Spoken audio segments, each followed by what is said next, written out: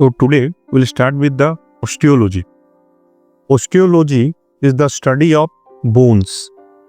Bone is a living tissue that serves essential roles in the body. It is a highly specialized form of connective tissue that supports the body structurally, protects vital organs, enables movement, stores minerals, accommodates the bone marrow, which is crucial for hematopoiesis. Composition of bone. Okay. Bone is composed of what? Organic matter, approximately 30 to 40% of dry weight. Inorganic matter, approximately 60 to 70% of dry weight. Water comprises about 20% of the fresh weight of a mature bone. The ratio of organic to inorganic substances in dried bone is approximately 1:2. Means the organic part is 1 part, inorganic part is 2 parts. The ratio of the organic to inorganic substances in dried bone is approximately 1:2. What are the organic components? The organic matrix of bone includes bone cells like osteocytes, osteoblast, osteoclast. You will find collagen fibers, mainly type 1 collagen fiber. Ground substance or matrix contains glycoproteins, proteoglycans, and chondroitin sulfide. You will also find bone collagen. It is called ostein. It is one of the principal organic protein found in the bone. Very, very important. Bone collagen or ostein is very, very important. You will also find blood vessels in the organic component. Nerves you will find, membranes you will find, periosteum, endosteum. Bone marrow you will find, we'll discuss yellow bone marrow, red bone marrow. Tissue fluid you will find, cartilages you will find. Bone matrix. The intercellular ground substance is composed of collagen fibers embedded in an amorphous matrix. It is mineralized by deposition of calcium phosphate crystals, making the bone rigid and impermeable. What are the bone cells? You will find osteoblasts. So they are immature bone forming cells. They are immature bone forming cells derived from mesenchyme, the primitive tissue, mesenchyme, derived from the primitive mesoderm, mesenchyme, and it will secrete bone matrix and alkaline phosphatase. So osteoblasts are the immature bone forming cells and they are derived from mesenchyme, and they secrete what? They secrete bone matrix and they also secrete one enzyme, alkaline phosphatase. Very, very important. Osteocyte. So these are the mature bone cells. These are mature bone cells found in the lacunae. I will discuss. The lacunae are the very minute spaces in the matrix you will find. Okay. And the osteocyte, they maintain the bone tissue and communicates via canaliculi. We will discuss. Osteoclast.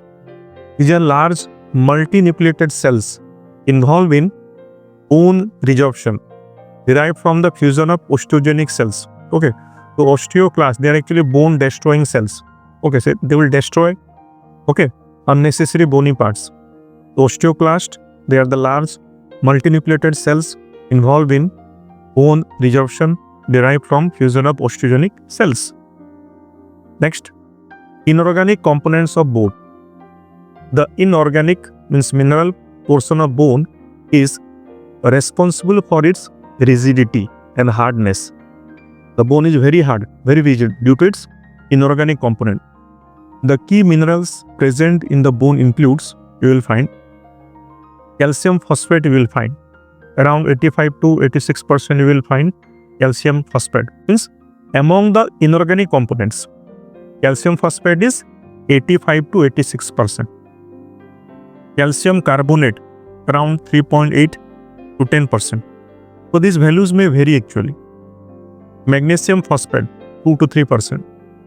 Sodium carbonate chloride 3.5 to 5.2%. Other salts, chloride salts, they are found in very trace amount. Very important point.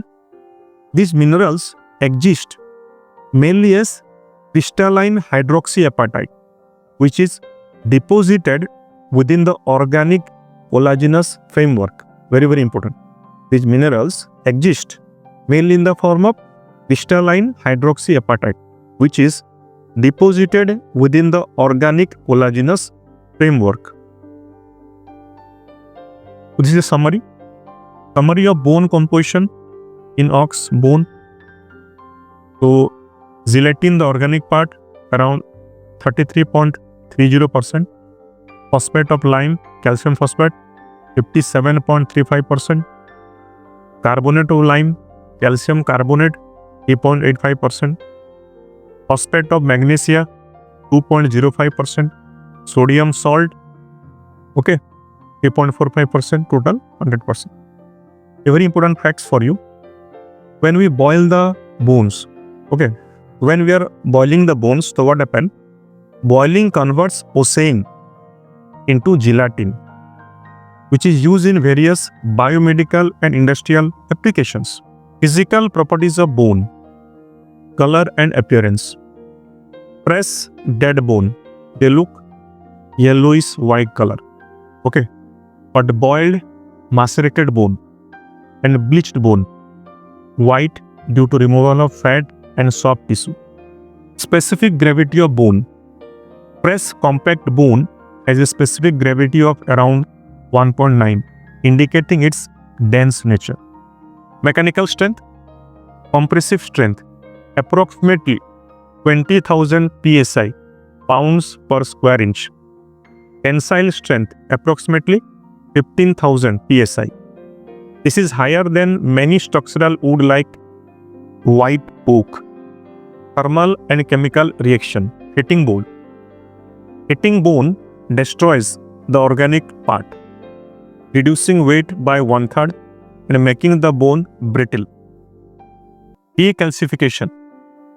Removes the inorganic salts without altering the external form, resulting in a soft and flexible structure.